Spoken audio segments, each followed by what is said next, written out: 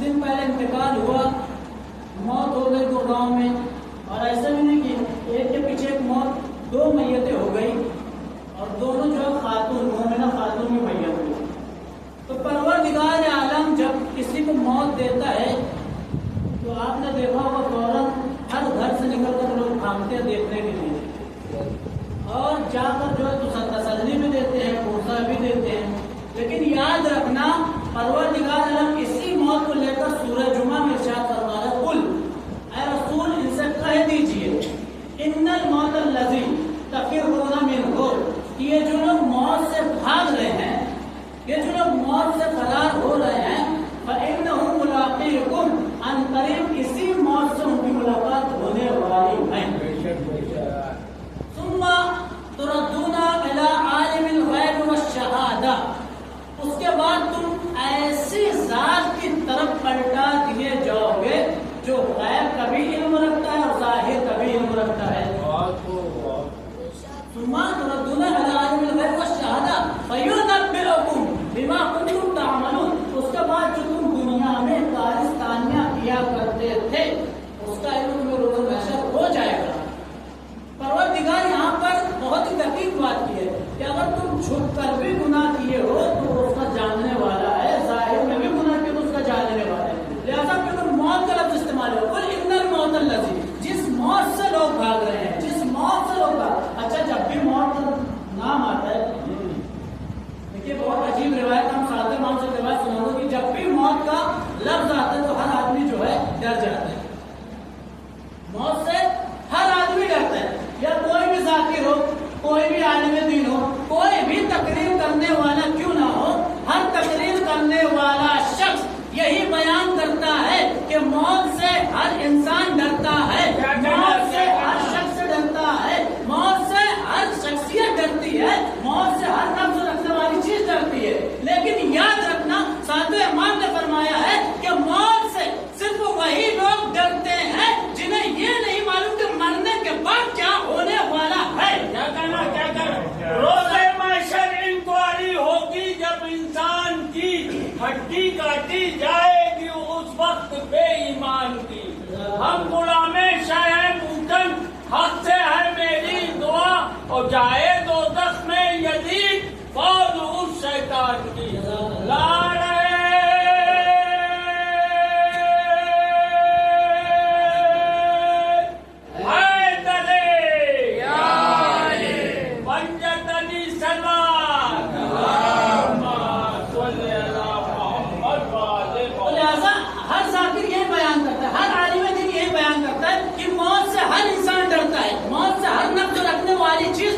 لیکن ساتویں امام نے کیا فرمایا کہ موت سے صرف وہی لوگ ڈرتے ہیں جنہیں یہ نہیں معلوم کہ مرنے کے بعد کیا ہونے والا ہے۔ اس کے بعد ساتویں امام نے آگے فرمایا کہ موت سے وہ لوگ نہیں ڈرتے جنہیں یہ معلوم ہے کہ مرنے کے بعد ایک ایسی ذات سے ملاقات ہونے والی ہے جن کے چہرے کی طرف دیکھنا بھی عبادت ہے۔ یہ ساتویں امام نے حدیث میں فرمائی ہے کہ موت سے وہ لوگ نہیں ڈرتے جنہیں یہ معلوم ہے کہ ایسی ذات سے ملاقات ہونے والی ہے جن کے چہرے کی طرف دیکھنا ہے عبادت۔ اچھا ساتھ مان لے، حدیث یہ تمام نہیں ہوئی، حدیث میں آگے بھی فرمائے کہ یاد رکھنا، میں قرآن کی پہلے ایک آیت کا سہارا لوں۔ قرآن مجید میں 3 مقام ارشاد کل نفس ذائقۃ الموت، ہر نفس کو موت کا ذائقہ چکھنا ہے۔ یہ ساتویں امام سے ایک شخص نے سوال کیا، مولا مجھے یہ بتائیے، قرآن کہہ رہا ہے کہ ہر نفس کو موت کا ذائقہ چکھنا ہے، ہر نفس کو موت کا ذائقہ چکھنا ہے، تو مجھے یہ بتائیے کہ موت کب آئے گی؟ ساتویں امام سے پوچھا گیا تھا، ساتویں امام نے پلٹ کر اسی سے سوال کر دیا، تم بتاؤ کہ موت کب آئے گی؟ کہا اس بات کا علم مجھے نہیں ہے۔ اچھا میں یہاں کسی سے پوچھ لوں، بھائی موت کب آئے گی، بھائی آپ کو موت کب آئے گی؟ تو ہر آدمی کیا جواب دے گا؟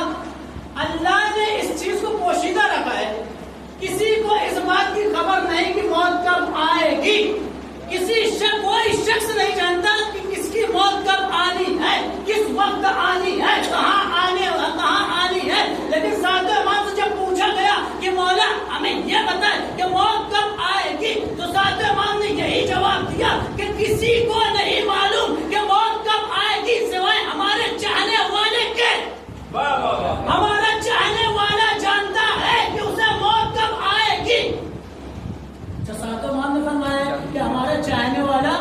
जानता है कि उसे मौत कब आएगी? आप मैं सवाल करता हूँ, आपको मौत कब आएगी? सुबह। भाई सातों इमाम कह रहे हमारा चाहने वाला जानता है कि उसे मौत कब आएगी। मैं पूछ लूं कि भाई आपको कब मौत आएगी, तो हर शख्स से कहेगा हमें नहीं मालूम। जबकि सातों इमाम कह रहे कि हमारा चाहने वाला जानता है। अगर हमारे चाहने वाला हकीकत तो जानता है उसे मौत कब आएगी। और यहाँ पे अगर सवाल कर लूं तो ऐसी बात भी नहीं है कि हम सातों इमाम को नहीं चाहते, हम अहले बैत को नहीं चाहते, लेकिन सातों इमाम ने फरमाया हमारा चाहने वाला इस बात की खबर रखता है कि उसे मौत कब आएगी। जब सवाल करने वाले ने सवाल किया कि मौला ये बताइए कि आपके चाहने वाले को मौत कब आएगी, तो सातों इमाम ने फौरन जवाब दिया कि जब अली चाहेंगे उसे मौत आ जाएगी।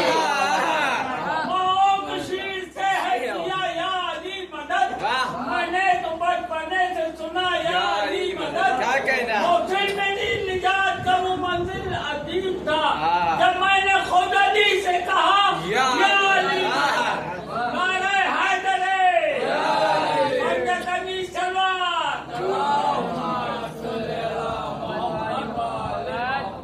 जब अली चाहेंगे कि मुझे मुलाकात करनी है मेरे चाहने वाले से, उस दिन अल्लाह उसे मौत दे देगा। अच्छा आज हम हयात है, जिंदा है, सांसें चल रही है, क्या अभी अली हमसे नहीं चाहते कि मुलाकात करें? नहीं, उल्टा है। अली तो चाहते हैं कि हमसे मुलाकात करें, लेकिन हम नहीं चाहते कि हम अली से मुलाकात करें। क्यों? क्योंकि हमारे अमाल ही वैसे नहीं है कि हम अली के सामने खड़े हो सके। क्या कहना? हम इस काबिल है ही नहीं कि हम अली के सामने खड़े हो सके। इसीलिए जो है हमारे जो अल्लाह ताला हमें छूट दे रहा है कि जिस दिन ये लायक हो जाएगा कि ये अली के सामने खड़ा हो सके, उस दिन से मौत आ जाएगी और अली से मुलाकात कर लेगा। लेकिन हम यकीनन हम अभी इस काबिल ही नहीं कि हम अली के सामने खड़े हो, और जिसे मौत आ चुकी है वो काबिल लायक हो चुके वो अली के सामने खड़े हो जाए। अच्छा, दुनिया में भी अल्लाह ने भेजा है, इसलिए भेजा है पूरे मुल्क में इरशाद हो रहा है कि अल्लाज़ी खलक़ल मौत वल हयाता, कि मैंने मौत को और हयात को इसलिए खल्क़ किया लियब्लुवकुम अय्युकुम अहसनु अमला, ताकि तुम्हारी आजमाइश की जाए, ये बात देखी जाए कि तुम में सबसे अच्छा अमाल किसके हैं। और जिसके अमाल अच्छे होते हैं, जो नेक आदमी होता है, अल्लाह उसे पहले बुला लेता है, अल्लाह उसे पहले बुला लेता है। तो हमारे अमाल अच्छे होने चाहिए। अगर अमाल हमारे अच्छे नहीं है तो याद रखना तुम्हारी मौत तो करीब थी, लेकिन अल्लाह ने ढील दे दिया, ढील दे दिया। अच्छा, अमाल अगर अच्छे हैं तो याद रखना हमारे अमाल हमें कब्र में भी काम आएंगे, नशर में भी काम आने वाले, हशर में भी काम आने वाले। किसी जमाने में एक बादशाह था, ये बहुत अच्छी मिसाल है इसके लिए, दुनिया और आखिरत के लिए। किसी जमाने में एक बादशाह था, उसने अपने 3 वजीर को बुलाया और तीनों वजीर से कहा कि तीनों अलग अलग बाग में जाओ, तीनों अलग अलग बाग में जाओ, और याद रखना सबसे अच्छा फल जो होगा वही चुनना है। एक थैला ले लो, एक बोरी ले लो, उसके अंदर जो सबसे अच्छा फल तुम्हारा पसंदीदा होगा वही रखना। और याद रखना न किसी माली से पूछना, न किसी बागबान से पूछना, बस तुम्हें जो है थैले में फल फूल जमा करना है। तीनों बादशाह अलग अलग बाग में गए। सबसे पहला तीनों वजीर अलग अलग बाग में गए। सबसे पहले वजीर ने सोचा, क्या सोचा? बादशाह का हुक्म है, हो सकता है बादशाह चेक करे हमारा थैला। तो सबसे अच्छा जो फल था उसने बाग से तोड़े और पूरे बोरी को भर दिया। दूसरे ने सोचा कि बादशाह तो चेक करेगा ही, लिहाजा उसने जो सारे फल जमा किए, जो अच्छा था वो भी, जो खराब थे वो भी। तीसरे ने इतना कायल था, तीसरा सोचा कि बादशाह क्या करेगा फल का, 2 और जमा कर ले, वही खा लेगा, मेरा क्या है। तो उसने जो है कुछ फल जमा किया, सारी घास भर के लेके चले गए बादशाह के दरबार में। जब बादशाह के दरबार में तीनों हाजिर हो गए तो बादशाह ने उन तीनों वजीरों को कहा, क्या तुमने मेरी बात पर अमल किया? तीनों ने कहा, हाँ आपने जैसा कहा था वैसा किया। बादशाह ने जल्लाद को हुक्म दिया कि तीनों को 1 महीने के लिए कैद खाने में उनके पुरुष के साथ बंद कर दिया जाए, जो फल जमा के उनके साथ बंद कर दिया जाए। तीनों को 1 महीने के लिए कैद में बंद कर दिया गया। जब 1 महीने के बाद तीनों को रिहा किया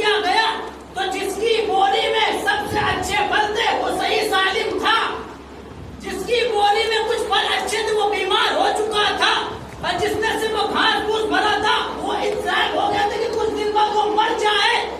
لہذا بادشاہ نے بتایا کہ دیکھو دنیا بھی اسی طرح ہے. اللہ نے تمہیں اچھے اعمال کے لیے بھیجا ہے. اگر اچھے اعمال ہوں گے تو یاد رکھنا قبر میں بھی اعمال کام آئیں گے, حشر میں بھی کام آئیں گے, نشر میں بھی کام آئیں گے. یاد رکھنا جس کے اعمال بھی اچھے نہ ہو. بادشاہ نے کتنی اچھی مثال دی. جنہوں نے پھل بھرا ہی نہیں تھا مرنے لگا, تو اسی طرح جن کے اعمال اچھے نہیں ہوں گے قبر میں جو ہے ان کے ساتھ یہی حال ہونے والا ہے. یاد رکھنا ایک ایسائی ثواب کی مجلس ہے. اس کے بعد ساتویں امام نے فرمایا, کیا فرمایا کہ جب علی چاہیں گے اسی وقت ہمارے چاہنے والے کی موت آئے گی. اس کے بعد ساتویں امام یہی پوچھا گیا کہ بتائیے کہ موت کب آئے گی, دوبارہ پوچھا گیا. ساتویں امام نے کیا فرمایا, جس دن انسان کی روزی مکمل ہو جائے گی اس دن انسان کو موت آ جائے گی. یعنی موت کے ساتھ اللہ نے روزی کو رکھ دیا. انسان جب ساتویں امام نے فرمایا کہ انسان جب شکم مادر میں تھا, ابھی اللہ نے روح نہیں پھونک ہے, لہذا اللہ بچے کو پیدا کرنے سے پہلے, ماں کے شکم میں بچے کو بنانے سے پہلے اللہ روح کو مقرر کر دیتا جو عالم ارواح میں ہوتی ہے. اور جب ماں کے شکم میں بچے کی شکل مکمل کر لیتا ہے تو اللہ عالم ارواح میں حکم دیتا ہے روح کو کہ جاؤ اور بچے کے جسم میں منتقل ہو جاؤ. اور یاد رکھنا یہ حکم کسی اور کو نہیں دیتا بلکہ ملک الموت کو کہتا ہے اللہ کہ جاؤ عالم ارواح سے روح اٹھا لاؤ اور جو اس خاتون کے شکم میں بچہ اس میں منتقل کر دو روح. اللہ نے ملک الموت کو مقرر کیا, یعنی جو روح ڈالے گا وہی روح نکالے گا, جو روح منتقل کرے گا وہی روح نکالے گا. لیکن جب ملک الموت عالم ارواح سے روح کو لے کر چلتا ہے, روح کو لے کر چلتا ہے تو اللہ روکتا ہے, رکو اس کی پہلے روزی مقرر ہو جانے دو. دیکھا ہوگا آپ نے کوئی 40 سال جیتے, کوئی 50 سال جیتا, کوئی 60 سال, کوئی 100 سال, تو لہٰذا روزی مقرر ہوتی ہے.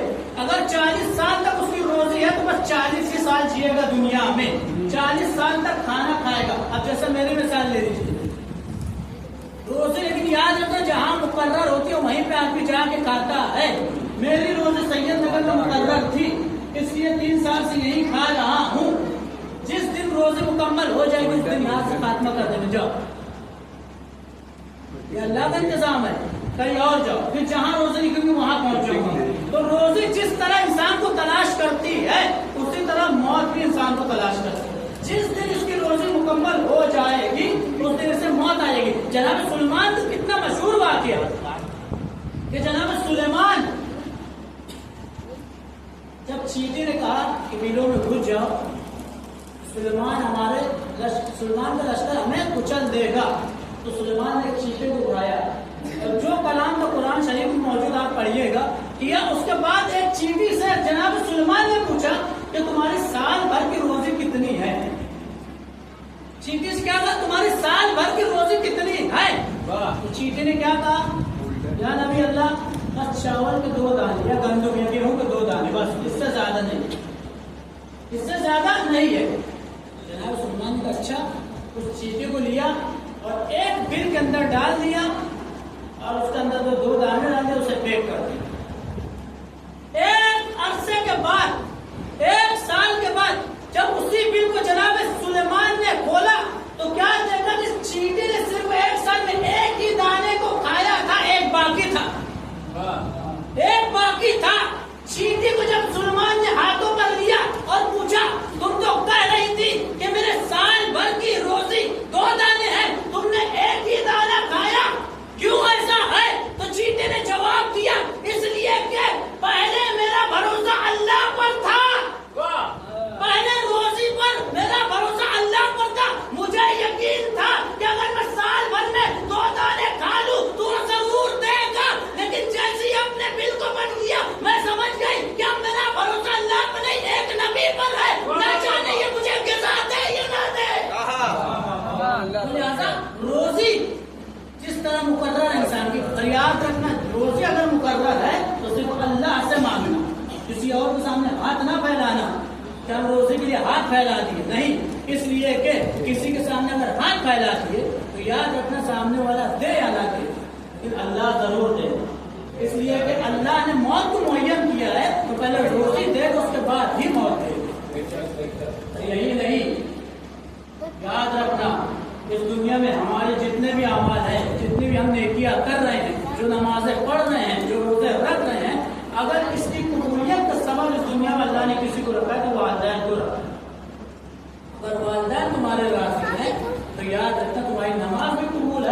تمہارے روزے بھی قبول ہے، تمہارے حج اور زکات بھی۔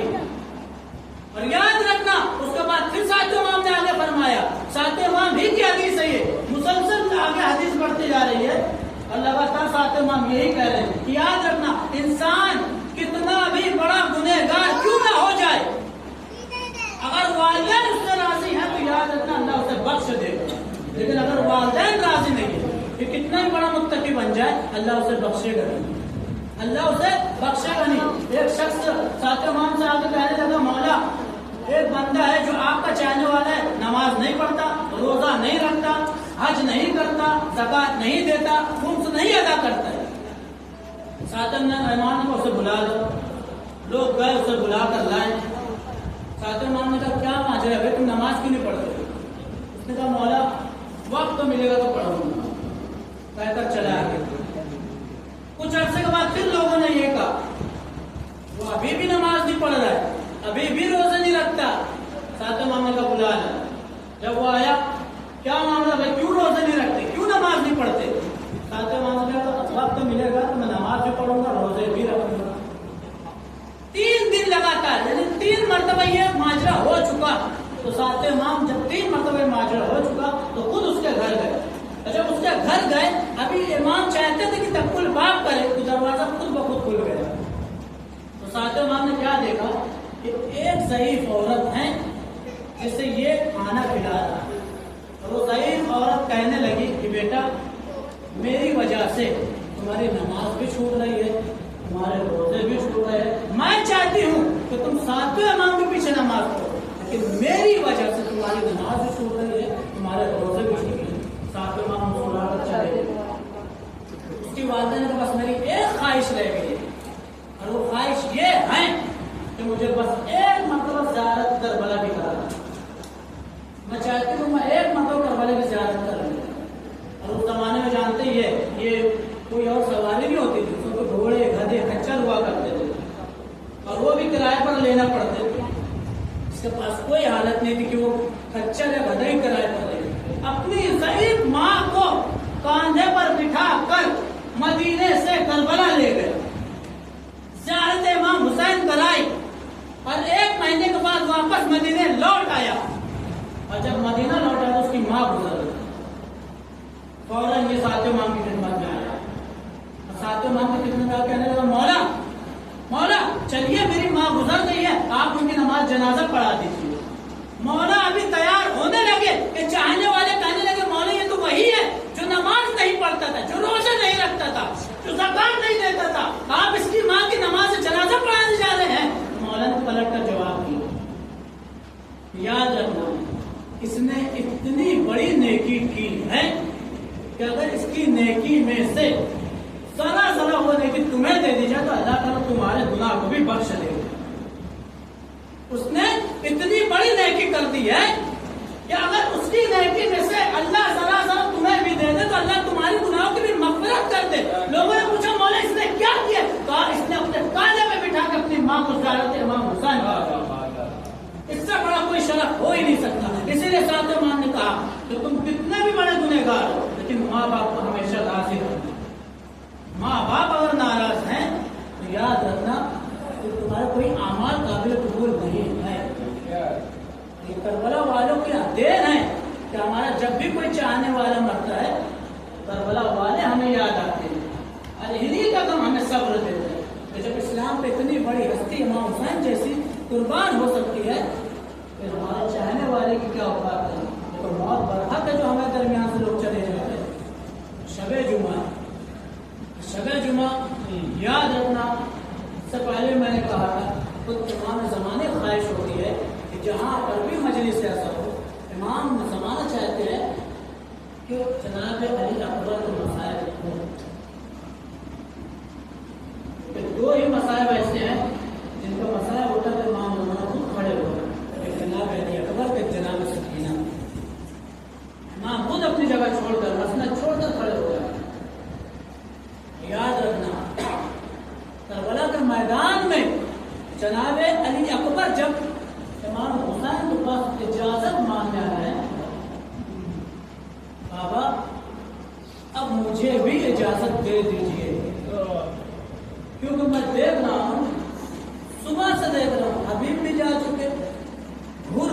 चुका, हुजूर का बेटा अली भी जा चुका, हुजूर का गुलाम भी जा चुका, और मोहम्मद शहीद हो गए, कासिम शहीद हो गए, बाबा चचा अब्बास भी चले गए। अब आप मुझे इजाजत दीजिए।